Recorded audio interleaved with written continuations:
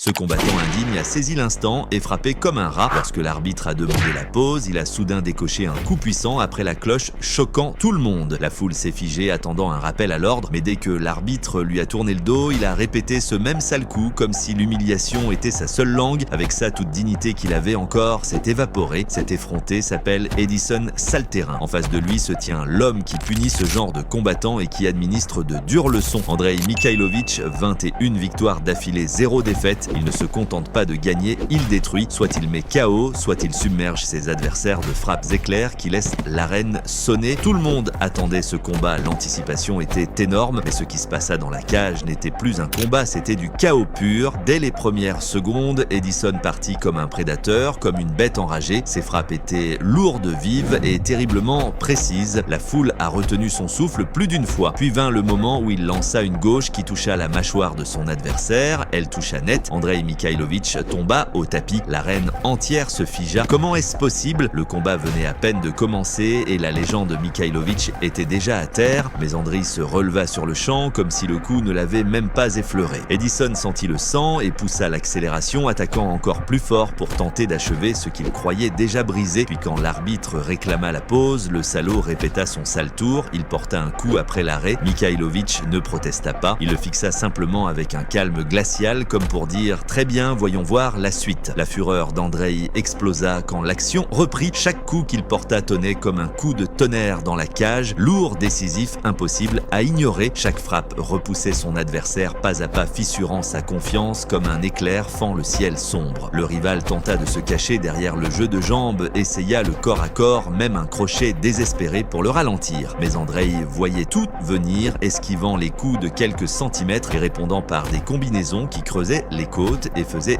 trembler la mâchoire. Ses uppercuts étaient dévastateurs. Chaque one envoyait la tête de l'adversaire en arrière et sa gauche frappait comme un marteau, assommant l'adversaire à chaque impact. À un moment, Andrei envoya un coup au foie écrasant. Son adversaire ne put le supporter et s'effondra, mais se releva tant bien que mal, un homme pris entre l'orgueil et la panique. C'est alors que Mikhailovic avança comme un prédateur, closant enfin la distance. Ses yeux devinrent perçants, ses épaules se coalèrent, ses pas s'accélérèrent. Il déclencha un autre déluge crochet, fouettant de chaque côté, uppercut brutal qui frôla de peu. Finalement, l'adversaire retomba à nouveau. Il tenta de se relever, mais l'arbitre commença le décompte et le combattant ne put revenir. Andrei Mikhailovic fut déclaré vainqueur.